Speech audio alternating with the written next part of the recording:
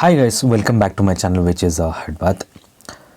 Guys, ಇವತ್ತಿನ ಒಂದು breaking news, ನಮಗೆಲ್ಲ ಒಂದು ಕಡೆ ಲಾಂಗ್ ಟರ್ಮಲ್ಲಿ ಯಾವ ಶೇರ್ಸ್ನ ನಾವು ತೊಗೋಬೇಕು, ಹಾಗೆಯೇ ಯಾವ ಸೆಕ್ಟರು ನಮಗೆ ಲಾಂಗ್ ಟರ್ಮಲ್ಲಿ ನಮಗೆ ಒಂದು ವೆಲ್ತನ್ನು ಕ್ರಿಯೇಟ್ ಮಾಡಿಕೊಡುತ್ತೆ ಅನ್ನೋದನ್ನು ತೋರಿಸುತ್ತೆ. ಸೊ ನೋಡೋಣ ಯಾವ ನ್ಯೂಸು ಏನು ಓದೆ ಅಂತ ಹೇಳ್ಬಿಟ್ಟು. ಓಕೆ, ಗೌರ್ಮೆಂಟ್ ಆಫ್ ಇಂಡಿಯಾ, ನಮ್ಮ ಭಾರತ ಸರ್ಕಾರ ಕೆಲವೊಂದು ಸೆಕ್ಟರ್ಗಳನ್ನು ಪ್ರಮೋಟ್ ಮಾಡ್ತಿದ್ದಾರೆ. ಹಾಗೆಯೇ ಇನ್ನೊಂದು ಕಡೆ ನೋಡಿದ್ರೆ ಅದು ಒಂದು ರೆಸ್ಪಾನ್ಸಿಬಿಲಿಟಿ ಕೂಡ ಹೌದು, ಸರ್ಕಾರದ ರೆಸ್ಪಾನ್ಸಿಬಿಲಿಟಿ ಕೂಡ ಹೌದು. ಯಾಕಂದರೆ ಅಲ್ಟಿಮೇಟಾಗಿ ದೇಶದಲ್ಲಿ ಏನು ನಡೆಯುತ್ತೆ, ಏನು ನಡೆಯಲ್ಲ, ಯಾವುದನ್ನು ಮುಂದೆ ತೊಗೊಂಡು ಹೋಗಬೇಕು, ಯಾವುದನ್ನ ನೆಗ್ಲೆಕ್ಟ್ ಮಾಡಬೇಕು ಅಂತಕ್ಕಂಥ ರೆಸ್ಪಾನ್ಸಿಬಿಲಿಟಿ ಅಲ್ಟಿಮೇಟಕ್ಕೆ ಸರ್ಕಾರದ್ದು. ಸೊ ಆ ಥರನಾಗಿ ನೋಡಿದ್ರೆ ಅದೊಂದು ರೆಸ್ಪಾನ್ಸಿಬಿಲಿಟಿ. ಸೊ ಅದನ್ನು ಮಾಡ್ತಿದ್ದಾರೆ ಅಂತ ಹೇಳ್ಬೋದು. ಬಟ್ ಸೆಕ್ಟರ್ಗಳಿಗೆ ಯಾವ್ಯಾವ ಸೆಕ್ಟರ್ಗಳನ್ನ ಪ್ರಮೋಟ್ ಮಾಡ್ತಿದ್ದಾರೆ ಅಂತ ನೋಡೋದಾದರೆ, ಮೇಯ್ನಾಗಿ ನಮಗೆ ಗೊತ್ತಿರೋ ಹಾಗೆ ರೈಲ್ವೆ ಸೆಕ್ಟರು. ಸೊ ರೈಲ್ವೆ ಸೆಕ್ಟರ್ನಲ್ಲಿ ಇರ್ತಕ್ಕಂಥ ಶೇರ್ಗಳು ಈಗೇನು ಪ್ರೆಸೆಂಟ್ ಗೌರ್ಮೆಂಟ್ ಇದೆ, ಸೊ ಈ ಒಂದು ಗೌರ್ಮೆಂಟ್ನ ಸಮಯದಲ್ಲಿ ಸ್ಟಾಕ್ ಮಾರ್ಕೆಟಲ್ಲಿ ಲಿಸ್ಟ್ ಆದವು. ಸೊ ಅದೊಂದು ಕಡೆ ಆದರೆ, ಹಾಗೆಯೇ ಡಿಫೆನ್ಸ್ ಸೆಕ್ಟರ್ಗೂ ಕೂಡ ಬೇರೆ ಬೇರೆ ಥರನಾಗಿರ್ತಕ್ಕಂಥ ಅಲೋಕೇಶನ್ಸ್ಗಳನ್ನು ಕೂಡ ಇತ್ತೀಚಿನ ದಿನಗಳಲ್ಲಿ ಕೊಡ್ತಿದ್ದಾರೆ. ಸೊ ಇನ್ನು ಮುಂದೆ ನೋಡಿದರೆ ಗ್ರೀನ್ ಎನರ್ಜಿ, ಕ್ಲೀನ್ ಎನರ್ಜಿ, ಅಂದರೆ ಈ ರಿನ್ಯೂವಬಲ್ ಎನರ್ಜಿ ಏನಿದೆ, ಸೊ ಅವುಗಳನ್ನು ಕೂಡ ಪ್ರಮೋಟ್ ಮಾಡ್ತಕ್ಕಂಥ ಒಂದು ಕೆಲಸಗಳನ್ನು ಕೂಡ ನಮ್ಮ ಭಾರತ ಸರ್ಕಾರ ಮಾಡ್ತಿದ್ದಾರೆ. ಅಂದರೆ ಈ ಥರನಾಗಿರ್ತಕ್ಕಂಥ ಶೇರ್ಗಳನ್ನು ಮೊಮೆಂಟಮ್ನ ತಗೋತವೆ. ಈ ಥರ ಏನೋ ಒಂದು ಸ್ಕೀಮ್ಗಳು ಏನು ಈ ಡಿಫೆನ್ಸ್ ರಿಲೇಟೆಡ್ ಆಗಿರ್ಬೋದು, ಹಾಗೆಯೇ ಈ green energy, clean energy related ಆಗಿರ್ಬೋದು, ಮತ್ತು ಈ ರೈಲ್ವೆ ರಿಗಾರ್ಡಿಂಗ್ ಯಾವ್ದಾದ್ರು ಒಂದು ಯೋಜನೆಗಳು ಬಂದು ಅಂತ ಹೇಳಿದ್ರೆ ಆ ಮೂಮೆಂಟಮ್ಮು, ಆ ಪರ್ಟಿಕ್ಯುಲರ್ ಶೇರಲ್ಲಿ ಮೂಮೆಂಟಮ್ಮು ಸಿಗುತ್ತೆ. ಸೊ ಇವಾಗ ಯಾವ ಸೆಕ್ಟರ್ನಲ್ಲಿ ನ್ಯೂಸ್ ಬಂದಿದೆ, ಹಾಗೆಯೇ ಯಾವ ಶೇರ್ಗಳು ಮೂಮೆಂಟಮ್ನ ತಗೋತವೆ ಲಾಂಗ್ ಟರ್ಮಲ್ಲಿ ಹೇಳ್ತಿರ್ತಕ್ಕಂಥದ್ದು. ಸೊ ನೋಡೋಣ. ಹಾಗೆಯೇ ಡ್ರೋನ್ ಸೆಕ್ಟರ್ನೂ ಕೂಡ ಅಷ್ಟೇ. ಡ್ರೋನ್ ಸೆಕ್ಟರ್ ಆಗಿರ್ಬೋದು, ಹಾಗೆಯೇ ಲಾಜಿಸ್ಟಿಕ್ಸ್ ಸೆಕ್ಟರ್ ಆಗಿರ್ಬೋದು. ಸೊ ಇವುಗಳಿಗೂ ಕೂಡ ಪ್ರಮೋಟನ್ನು ಮಾಡ್ತಿದ್ದಾರೆ. ಅಂದರೆ ಬೇರೆ ಬೇರೆ ಹೊಸ ಸ್ಕೀಮ್ಗಳನ್ನು ತರ್ತಾ ಇದ್ದಾರೆ. ಓಕೆ, ಮೇಯ್ನಾಗಿ ನಾನು ಹೇಳಿದೆ ಇವಾಗ ಯಾವ ಶೇರ್ನ ಯಾವ ಸೆಕ್ಟರ್ಗಳಲ್ಲಿ ಇವಾಗ ಮೇಯ್ನಾಗಿ ಕಾನ್ಸಂಟ್ರೇಟ್ ಮಾಡ್ತಾರೆ, ಹಾಗೆಯೇ ಪ್ರಮೋಟ್ ಮಾಡ್ತಿದ್ದಾರೆ ಅಂತ ಹೇಳ್ಬಿಟ್ಟು. ಆರ್ಟಿಫಿಷಿಯಲ್ ಇಂಟೆಲಿಜೆನ್ಸ್ ಏನೋ ಟೆಕ್ನಾಲಜಿ ಹೆಂಗೆ ಅಂದರೆ, ಒಂದು ದಿನೇ ಕೂಡ ಟೆಕ್ನಾಲಜಿ ಚೇಂಜ್ ಆಗ್ತಾನೆ ಇರುತ್ತೆ. ಸೊ ಇವಾಗ ಪ್ರೆಸೆಂಟಲ್ಲಿ ಇರ್ತಕ್ಕಂಥದ್ದು ಆರ್ಟಿಫಿಷಿಯಲ್ ಇಂಟೆಲಿಜೆನ್ಸ್. ಫಾರ್ ಎಕ್ಸಾಂಪಲ್, ನಮಗೆಲ್ಲರಿಗೂ ಗೊತ್ತಿರೋಂಗೆ ನೋಕಿಯಾ ಫೋನು. ಒಂದು ಕಾಲದಲ್ಲಿ ನೋಕಿಯಾ ಫೋನು ಯಾವ ಲೆವೆಲಲ್ಲಿ ಫೇಮಸ್ ಆಗಿತ್ತು, ಎಲ್ಲರೂ ಬಾಯಲ್ಲೂ ಮೊಬೈಲ್ ಅಂದ ತಕ್ಷಣ ನೋಕಿಯಾನೇ ತಲೆಗೆ ಬರ್ತಿದ್ದು. ಬಟ್ ಇವಾಗ ಏನಾಯಿತು, ನೋಕಿಯಾ ಹೆಸರಿಲ್ದಂಗೆ ಆಗಿದೆ. ಯಾಕೆ ಅಂತ ಹೇಳಿದ್ರೆ, ಇವರು ಹೊಸದಾಗಿ ಬಂದ ಒಂದು ಆ್ಯಂಡ್ರಾಯ್ಡ್ ಅಂತ ಏನು ಬಂತು ನೋಡಿ. ಸೊ ಈ ಆ್ಯಂಡ್ರಾಯ್ಡನ್ನು ಅಂತಕ್ಕಂಥದ್ದನ್ನು ಆಪ್ರೇಟಿಂಗ್ ಸಿಸ್ಟಮನ್ನು ಅಡಾಪ್ಟ್ ಮಾಡ್ಕೊಳ್ಳಲಿಲ್ಲ ಯಾರೋ ನೋಕಿಯಾದವರು. ಆ ಕಾರಣಕ್ಕಾಗಿ ನೋಕಿಯಾದವರು ಎಲ್ಲೋ ಒಂದು ಕಡೆ ಹಿಂದುಳಿದ್ರು. ಅದೊಂದು ಎಕ್ಸಾಂಪಲ್ಲು. ಸೊ ಇದೇ ಥರನಾಗಿ ಅಂಬಾಸಿಡರ್ ಕಾರು, ಒಂದು ಕಾಲದಲ್ಲಿ ಅಂಬಾಸಿಡರ್ ಕಾರು ಯಾವ ಲೆವೆಲ್ಗೆ ಫೇಮಸ್ ಇತ್ತು. ಅವ್ರು ಅಪ್ಡೇಟ್ ಆಗಲಿಲ್ಲ, ಹೊಸ ಡಿಸೈನ್ಸನ್ನು ಬಿಡಲಿಲ್ಲ. ಏನು ಡಿಸೈನ್ಸ್ ಇತ್ತು ಅದನ್ನೇ ಮೂವ್ ಮಾಡ್ತಾ ಬಂದರು. ಬಟ್ ಆಗಲಿಲ್ಲ ಅದು. ಆ ಒಂದು ಅಡ್ವಾಂಟೇಜನ್ನು ಬೇರೆ ಕಂಪನಿಗಳು ತೊಗೊಂಡು, ಫಾರ್ ಎಕ್ಸಾಂಪಲ್ ಮಾರುತಿ ಆಗಿರ್ಬೋದು, ಬೇರೆ ಬೇರೆ ಕಂಪ್ನಿಗಳಿವೆ. ಸೊ ಅವ್ರು ತೊಗೊಂಡ್ರು, ಅವ್ರು ಮುಂದೆ ಬಂದರು. ಸೊ ಆ ಥರ ಟೆಕ್ನಾಲಜಿ ಕಂಪನೀಸ್ಗಳು ನೋಡೋದಾದರೆ ಇವಾಗ ಮುಂದೆ ಒಂದು ಲೀಡಿಂಗಲ್ಲಿ ಇರ್ತಕ್ಕಂಥ ಒಂದು ಟೆಕ್ನಾಲಜಿ. ಸೊ ಐಯನ್ನು ಯಾರು ಬಿಟ್ಬಿಡ್ತಾರೋ, ಸೊ ನೋಕಿಯಾಗಿ ಏನು ಗತಿ ಆಯಿತೋ ಅದೇ ಥರ ಆಗಿಬಿಡುತ್ತೆ.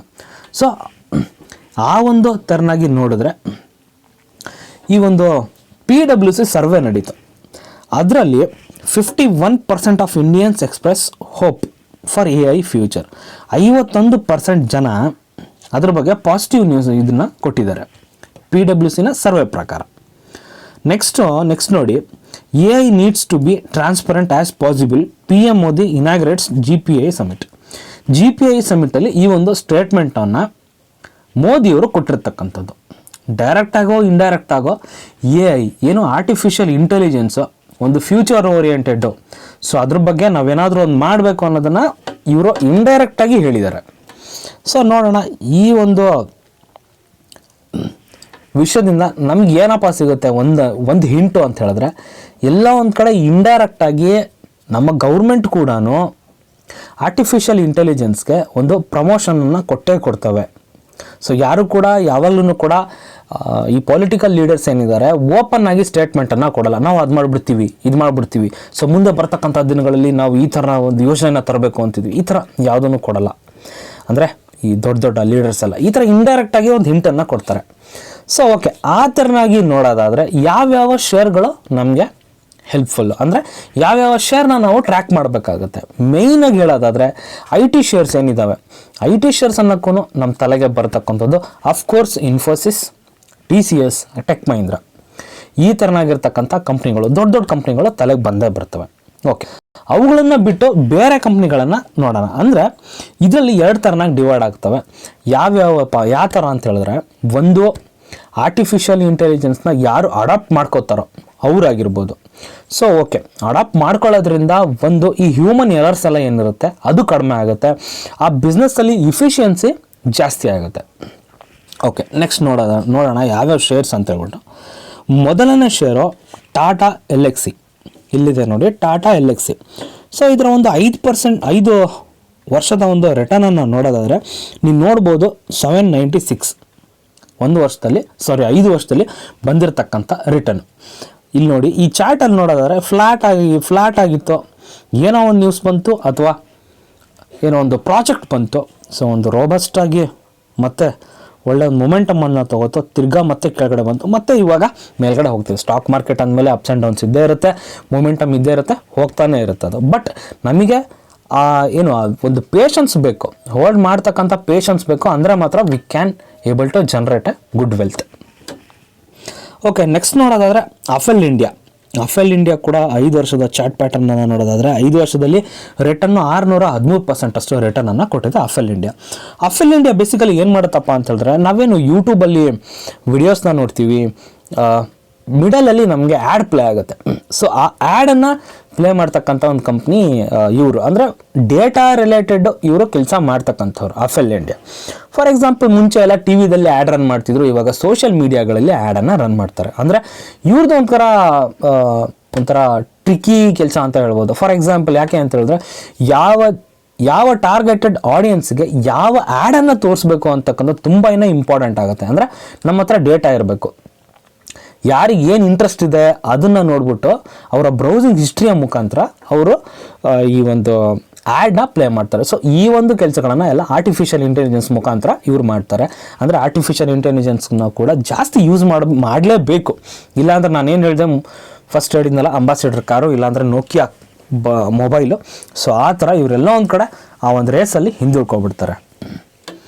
ಓಕೆ, ನೆಕ್ಸ್ಟ್ ನೋಡೋದಾದರೆ ಸ್ವಲ್ಪ ದೊಡ್ಡ ಕಂಪ್ನಿಗಳನ್ನು ನೋಡೋದಾದರೆ HCL ಟೆಕ್ನಾಲಜಿ 1413 5 ವರ್ಷದಲ್ಲಿ 196% ರಿಟರ್ನನ್ನು ಕೊಟ್ಟಿರ್ತಕ್ಕಂಥ ಒಂದು ಕಂಪನಿ. ಇನ್ನೊಂದು ಹೇಳೋದಾದರೆ ಫಂಡಮೆಂಟಲಿ ಸ್ಟ್ರಾಂಗ್ ಆಗಿರ್ತಕ್ಕಂಥ ಕಂಪನಿ HCL. ಹಾಗೆಯೇ ನೆಕ್ಸ್ಟು ಹ್ಯಾಪಿಯೆಸ್ಟ್ ಮೈಂಡ್ 5 ವರ್ಷದಲ್ಲಿ 155% ಅಷ್ಟು ರಿಟರ್ನನ್ನು ಕೊಟ್ಟಿದೆ. ಇದೆಲ್ಲವೂ ಕೂಡ ಒಂದು ರಾತ್ರಿಯಲ್ಲಿ ನಡೀತಕ್ಕಂಥ ಜಾದು ಅಲ್ಲ, ಯಾವುದು ಕೂಡ ನಡೆಯೋದಿಲ್ಲ. ಒಂದು ರಾತ್ರಿ ಅಥವಾ ತಿಂಗಳು 3-4 ತಿಂಗಳಲ್ಲೋ ಏನೂ ಆಗಲ್ಲ. ಹೋಲ್ಡ್ ಮಾಡಿ. ಏನು ಇವಾಗ ಇನ್ನೂ ತಾನೇ ಒಂಥರ ಈ ಬೇಬಿ ಸ್ಟೆಪ್ಸ್ ಅಂತ ಹೇಳ್ಬೋದು. ಈ ಆರ್ಟಿಫಿಷಿಯಲ್ ಇಂಟೆಲಿಜೆನ್ಸು ಹೋಗ್ತಾ ಎಲ್ಲರೂ ಅಡಾಪ್ಟ್ ಮಾಡ್ಕೊಂಡಲೇಬೇಕು. ಯಾಕಂದರೆ ಇಡೀ ಪ್ರಪಂಚನೇ ಆರ್ಟಿಫಿಷಿಯಲ್ ಇಂಟೆಲಿಜೆನ್ಸ್ ಹಿಂದೆ ಹೋಗಬೇಕಾದ್ರೆ ಯಾರಾದರೂ ಬಿಟ್ಕೊಂಡು ಕೂತ್ರೆ, ಹಿಂದುಳಿದ್ರೆ ಆ ದೇಶನೇ ಹಿಂದುಳಿದು ಬಿಡುತ್ತೆ.